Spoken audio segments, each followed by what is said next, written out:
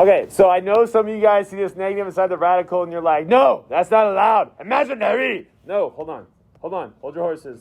So check this out. Negative 2 raised to the second power. What is that? Guys, come on. You got to be faster than that. Negative 2 raised to the fourth power. What is that? 16. No. Wait. Yeah, you're right. It's 16. Okay, what about negative, last one, and this is going to be a stretch. 64. Is that 64? Yeah. Yeah, you're right. That's 64. Oh, notice that whenever I raise it to an even power, positive. Okay, what happens if it's an odd power? Ooh, that's weird. What is negative 2 raised to the 1 power? Oh, that was easy. Okay, what about negative 2 raised to the third power?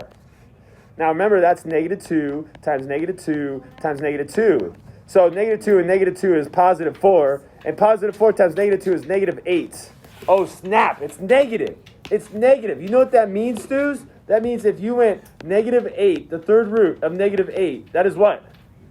Negative 2, because look, we just proved it right there. Oh, that's crazy. You're allowed to have a negative inside of a radical? Oh my goodness. What about negative 2 raised to the fifth power? What would that be? What's that? Nobody knows. Okay, hold up your hands. Negative 2 times negative 2 is positive 4. Oh, you know how I'll just write it out because nobody can see my hands on the screen here. Okay, so I have 5 negative 2s. You guys are making me write this, you bunch of jerks. Negative 2 is 4. Negative 2 is 4. And then you have a negative 2 chilling right there. Now let's multiply these guys together. What is 4 and 4? That's 16. And then I have the negative 2 chilling. What is negative 2 times 16? Negative 32. Oh, snappity whackity. Look, it's still negative. Whenever you have an odd power, your base will stay negative if your base is negative. Okay, now, an extra side thing. I know this is extra. Guys, if you have negative 2 raised to the third power, that equals negative 8. But if you have negative 2 raised to the third power, that also equals negative 8. Okay, sorry, that's not what I wanted to say. I want to say this. If you had negative 2 raised to the second power, that would be positive 4. If you have negative 2 raised to the second power, that would be negative 4. What? There's no parentheses.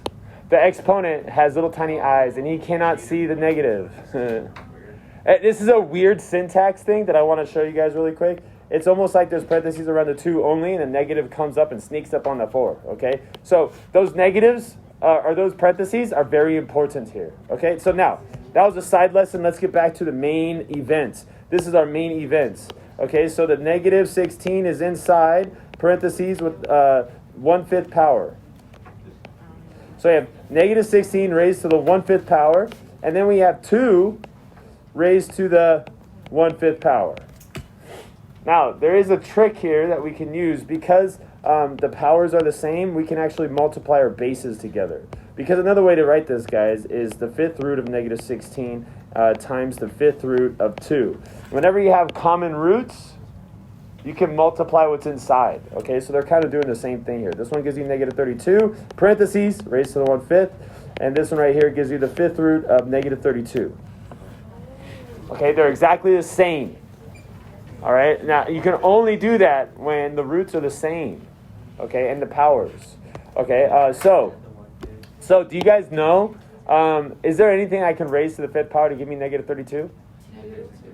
Oh, snap. You see it right here? It's right here. It's right there. Okay, so it's negative 2. That's your answer.